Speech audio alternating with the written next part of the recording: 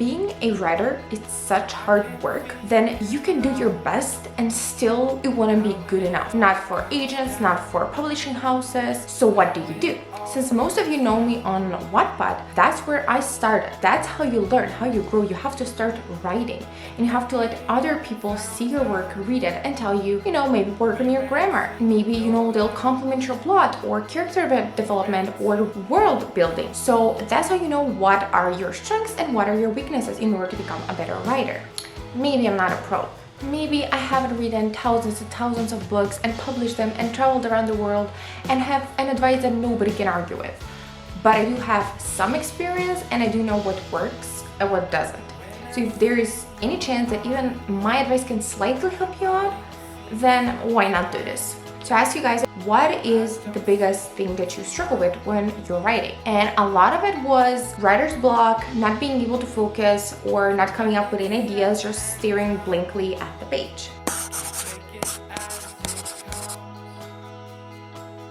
I have also been stuck on a page for so long and I just hated everything I wrote down or not being able to type a single letter on the keyboard that I just didn't know what to do. And I've had periods of time where I would just abandon whatever I was working on for months until I felt like writing again. And recently I've been on a roll. Every new work that I've been working on, I just don't stop. And the key to it, this little secret was so simple and maybe, just maybe, others would not recommend this to you, but what I saw that worked for me was just not writing scenes I don't want to write. Every time I would feel like I can't type another scene, let's say I'm writing chapter 1, chapter 2, chapter 3, and chapter 4, I just get stuck. I don't want to write anymore. Sometimes you don't feel like writing because you just don't like the scene or something about the scene seems off to you.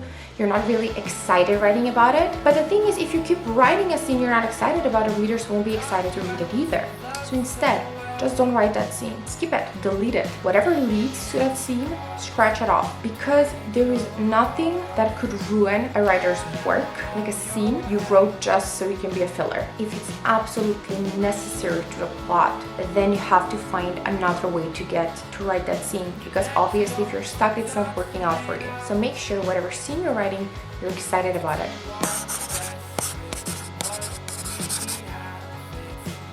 Next thing that everybody was bothered about was not staying focused. This, I understand. This has been such a regular struggle.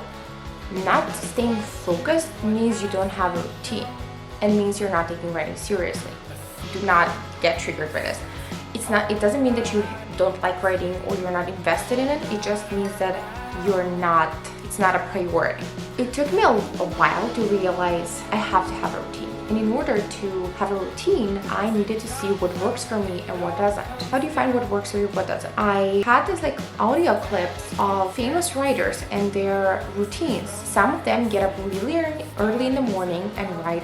Some of them stay up really late and write. For me personally, I do best coming up with ideas at night and writing these ideas at night, especially when it comes to dialogue and intensity and emotion. That's what works for me. But during the morning is where I really do good with descriptive writing and very academic type of writing. So I try to balance those two things out. Maybe write at night, edit in the morning. So yeah, you have to find what works for you. Next thing, set that routine. If you have school, if you have work, you have to find 1 hour or 2 hours, depending on your time, when you'll solely focus on your writing and nothing else will matter except your writing. What I recommend is imagining that scene that you want to write the whole day, just creating an excitement around it.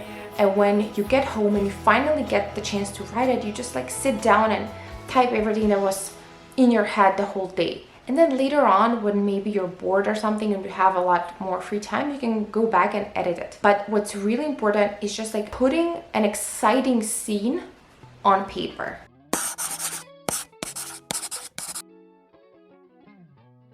So what happens when you don't have any ideas? You're focused, it's not a writer's block, but you just don't know what to write. Like, you have this idea of this book that you want to write. You know it's gonna be, let's say, romance, you know it's gonna be enemies to lovers trope, but after the first chapter, you're done. Like, you have no idea where this is going. So one thing you can do is put on headphones, like this works for me. Put on headphones and go for a walk. Just like walk around your house or go outside. Just like you need to meditate in a way with music, so your mind naturally starts imagining a scenario. And especially if it's like your story, you'll probably be obsessed with it and how to continue writing it. And then just as you listen to music and, you know, sign out completely from the world, an idea will strike you. And this happens so often to me that sometimes when I'm just like stuck and don't know how to continue, and I know like I just need an idea of how to continue, I just put on my headphones and go for a walk, and this works magic for me. Like, inspiration just flows through me.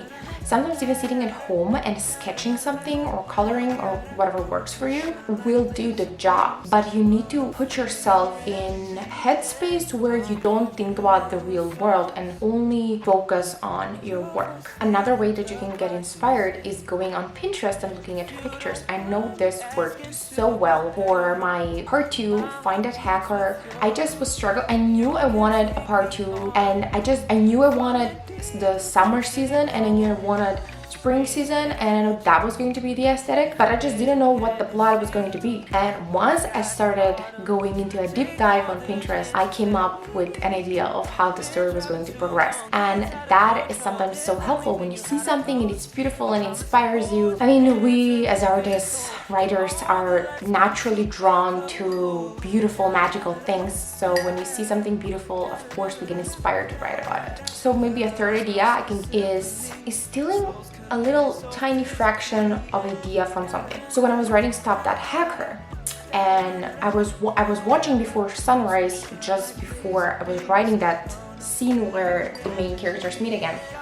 And just as I finished the movie, I was like, I love this. I love how two people that were strangers can meet on a train and talk like they've known each other forever and share this incredible experience of just like talking about philosophical things and how the world works. Getting inspired by that, like this little scene, I knew I wanted my characters to have a day as strangers, but that are so open and can talk about everything and have a cute date, just like slowly building up the tension between them. And because that little scene that I watched, I got inspired from it, it created and set the tone for me for the rest of the book. It just became a magical sort of experience from that point on. So sometimes seeing a scene or reading a scene can inspire you to redo it and make up your own story with it. Thank you so much for watching this video, guys. Give it a like, subscribe, and yeah, I hope you guys are excited for more videos.